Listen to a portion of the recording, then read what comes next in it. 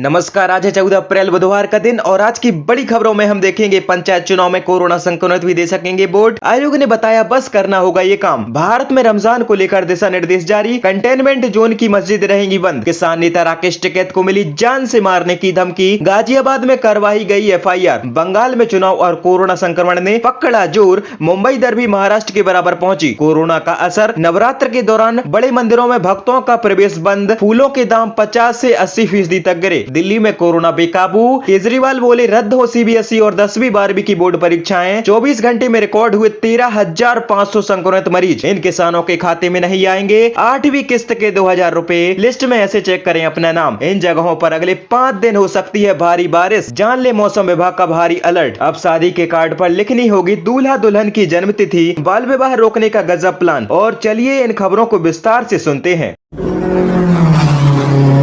पंचायत चुनाव में कोरोना संक्रमित भी दे सकेंगे वोट। आयोग ने बताया बस करना होगा ये काम। कोरोना महामारी के बीच होने वाले पंचायत चुनाव के मतदाताओं के लिए बड़ी जानकारी है। अब कोरोना संक्रमित मतदाता भी चुनाव में मतदान कर सकते हैं। चुनाव परीक्षक डॉक्टर अरविंद कुमार चौरसिया ने कहा कि कोरोना संक्रमित मतदाता पंचायत चुनाव में मतदान कर सकेंगे। उन्होंने बताया कि कोरोना संक्रमित के परिजन को मतदान के एक दिन पहले लिखित में रिटर्न ऑफिसर को अवगत कराना होगा। आयोग के निर्देशानुसार मतदान से पहले संक्रमित मतदाता को PPE किट पहनाकर वोट डलवाया जा सकेगा। इस दौरान सेक्टर मजिस्ट्रेट भी PPE किट पहनेगा। इसके बाद उस कमरे को सैनिटाइज भी किया जाएगा।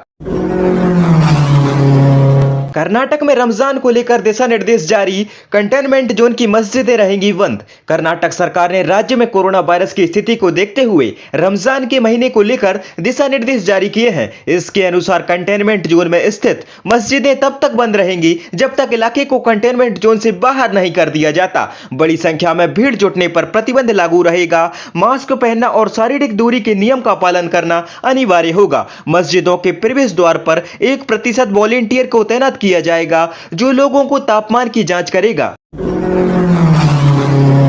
किसान नेता राकेश टिकैत को मिली जान से मारने की धमकी। गाजियाबाद में करवाई गई FIR।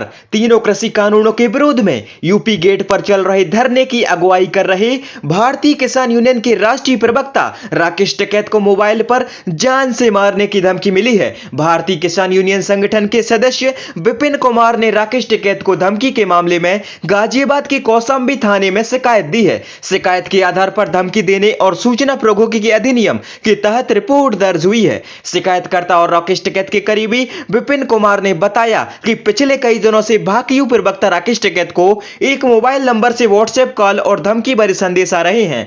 मोबाइल फोन पर कॉल करने वाला उनके साथ अभद्रता और गाली गलौज कर रहा है। इतना ही नहीं, विरोध करने पर जान से मारने की धमकी भी दे रहा है। शिकायत के आधार पर मामले में रिपोर्ट दर्ज हुई है।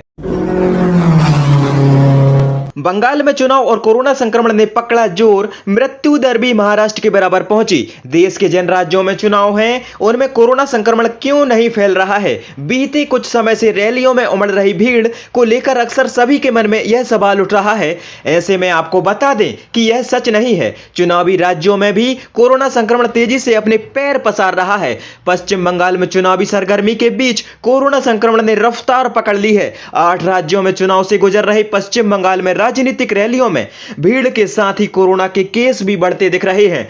पश्चिम बंगाल में मृत्यु दर 1.7% हो गई है जो देश में तीसरे नंबर पर है और महाराष्ट्र के बराबर ही, जबकि पूरे देश में यह आंकड़ा 1.3% का ही है। इससे पता चलता है कि चुनावी राज्य में भी कोरोना जमकर पैर पसार रहा है। आपको बता दें कि पश्चिम बंगाल में अभी भी 4 चरण का चुनाव बाकी है जो 17 अप्रैल, 22, 26 और 29 अप्रैल को मतदान होना है। उससे पहले चुनाव प्रचार जोरों पर है। कोरोना का असर। नवरात्र के दौरान बड़े मंदिरों में भक्तों का प्रवेश बंद। फूलों के दाम 50 से 80% तक गिरे। मंगलवार 13 अप्रैल से चैत्र नवरात्रों की शुरुआत हो गई है, लेकिन कोरोना संक्रमण को देखते हुए झंडेवालान, छतरपुर और कालकाजी जैसे शीर्ष मंदिरों ने अपने यहां भक्तों के प्रवेश पर पूरी तरह पाबंदी लगा दी है। इससे मंदिरों, पुजारियों और भक्तों में काफी निराशा का माहौल है। लोग अपने घरों पर ही मां दुर्गा की पूजा अर्चना कर रहे हैं। मंदिरों के बंद होने की जानकारी सामने आते ही फूल बाजार में भारी गिरावट आई है। गेंदा, गुलाब, सजावटी फूलों के साथ साथ कलकत्ता वाली सजावटी मालाओं की कीमतों में 50 से 80% तक की गिरावट दर्ज की गई है। झंडेवाला मंदिरों के प्रमुख प्रशासक नंद कुमार सेठी ने बताया है कि कोरोना संक्रमण को देखते हुए सरकार के दिशा निर्देश के अनुसार मंगलवार से ही मंदिर में भक्तों का प्रवेश पूरी तरह से वर्जित रहेगा। मंदिर कब खोला जाएगा, इस पर अभी कोई निर्णय नहीं लिया गया है। बहुत छोटे छोटे मंदिर ही कुछ जगहों पर खोले हुए हैं।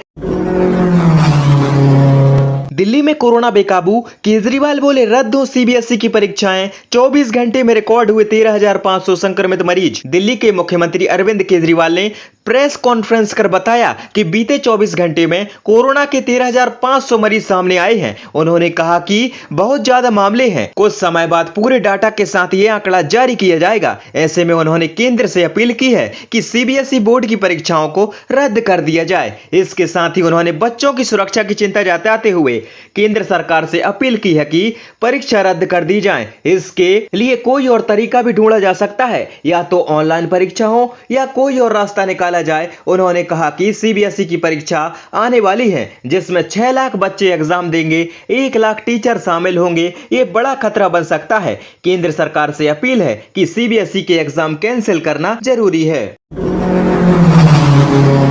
इन किसानों के खाते में नहीं आएंगे 8वीं किस्त के 2,000 रुपए, ऐसे चेक करें अपना नाम। प्रधानमंत्री किसान सम्मान निधि की 8वीं किस्त के पैसे जल्द ही सभी किसानों के बैंक अकाउंट में सीधे ट्रांसफर कर दिए जाएंगे। ऐसे में कई लोगों को यह पैसा नहीं मिल पाएगा। यह लोग कौन है, हम इससे आपको इसके बारे में जानकारी देंगे। प्रधानमंत्री किसान सम्मान निधि की 8वीं किस्त के 2,000 रुपए किसानों के सीधे खाते में दी जाएगी। देश के करोड़ों किसानों को कृषि संबंधी जरूरतों को पूरा करने के लिए केंद्र सरकार पीएम किसान सम्मान निधि स्कीम चला रही है।